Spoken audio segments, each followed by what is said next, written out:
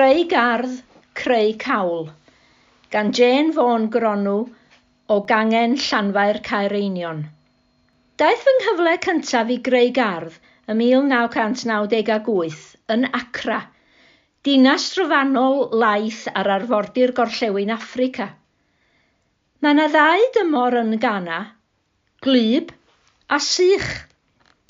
Ym mis Mehefin mae hi'n bwrw glawn drwm, ac ym mis Rhagfyr mae'r gwynt harmatan yn chwythu aer sych a thywod y Sahara dros Ghana. Ond ydy'r tymor tyfu byth yn gorffen. Bu sy'n gweithio i adran goedwigaeth Ghana am 7 mlynedd a byw mewn bynglo ger arfordir yr Iwerydd.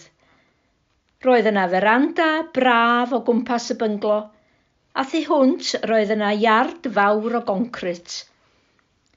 Roedd y perchenog wrth ei fodd efo'r concrit, dim perygl o nadrodd na mosgitos, ond roeddwn yn deheu am ardd. O'r diwedd gadawodd y perchenog i mi roi cynnig arni, gwaethaf ei amheuon. Un bore dydd Sadwrn daeth criw o bobl ifanc lleol draw efo berfau wedi benthyg a cheipiau, ac mi gychwynnon ar y gwaith. Wnaethon ni falu'r concrit poeth ac wedyn nes i ddechrau plannu lilis cana, hibiscus a borgenfil. Roeddwn ni wrth fy modd efo'r ardd, ond daeth y llawenydd mwyaf pan nes i ffeindio allan beth wnaeth y bobl ifanc anhygoel efo'r concrit. Roedden nhw wedi ei roi i gyd yn y berfau a'i wthio rownd y gornel a'i ddefnyddio fo i lenwi'r tyllau enfawr o flaen eu tai nhw. Yn aml mae'r angen i greu gardd wedi wreiddio'n ddwfn. Ges i fy magu yn Tamworth yn y 60au. Roedd fy mam, Fay, o Langedwyn yn wreiddiol. Un o Abertawe oedd fy nhad, Dan. Pan yn blentyn gwyliais fy rhieni'n troi plot diffrwyth yn ardd.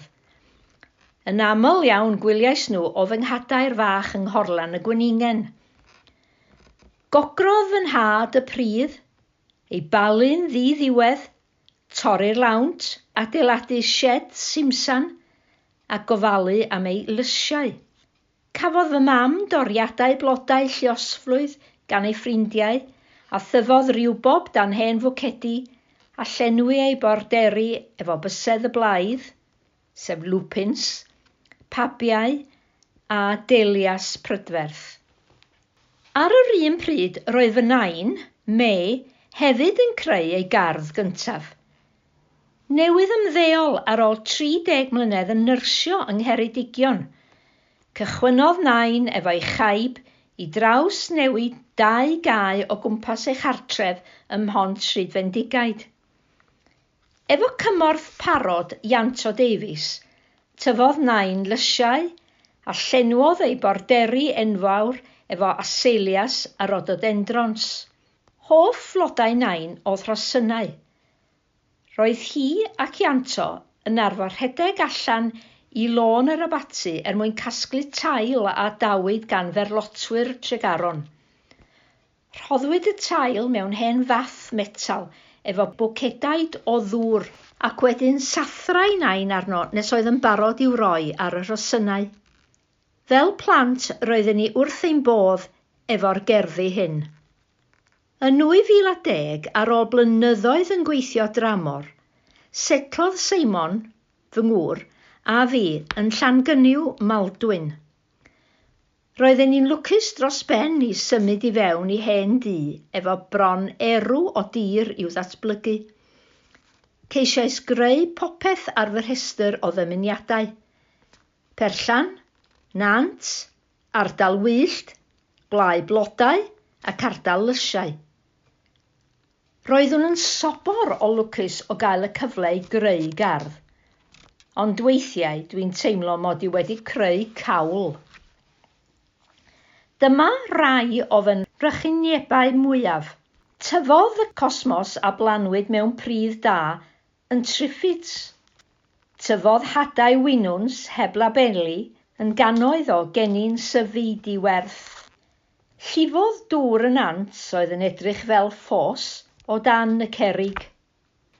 Blodeuodd y ddôl flodau gwyllt yn llawn o efwr a chythrael y gerddi a danydl poethion. Bwytaodd gwlithod yr hostas oedd yn tyfu'n y gwlau blodau i gyd. Dydy fy nghi ddim fel cŵn ar Gardener's World sy'n dilyn Monty Don o gwmpas. Mae fy nghi yn rhedeg allan bob bore i fwyta fy llysia. Wir i chi. Mwyn creu gardd, mae angen i chi ddysgu a pheidio rhoi'r gorau iddi. Yn ara deg ac efo cymorth fy ffrind Hele, fe wnaethon ni ardd. Dyma rai o fy syniadau gorau. Mae eiddew yn anhygoel. Dwi'n ei ddefnyddio i greu bwa. Bydd nadroedd defaid, brogaod a bronfrithod yn bwyta'r gwlithod. Mae sbwng du tirlunwyr Landscapers Black Foam yn wych i greu nant. Mae hostas yn hapus mewn gardd gorsiog. Mae pina adeiladwyr a gwifren cwtieir yn cadw cŵn allan o'r llysiau. Bydd ymwelwyr Merched Wawr yn caru beth wnaethoch chi a ddim yn sylwi beth ydych chi ddim wedi ei gyflawni. Mae'r borderi yn yr haf yn llawn o flodau pigwyrn, rudbeckia, dahlias, trwyn y llo, antirrheniums a sinias rwan. Ond y blodyn mwyaf gwerthfawr ydy'r rhosyn pinc a dyfwyd gan mam yn Tamworth. Ac amser maith yn ôl roedd yn cael y tail iddo gan nain Pontrhydd Fendigaid. Mae'n fis Rhagfyr erbyn hyn, amser i ddweud, wel, nes i drio fy ngorau glas eleni. Mae rhai pethau wedi gweithio, ond mi nes i ambell i gawl eto.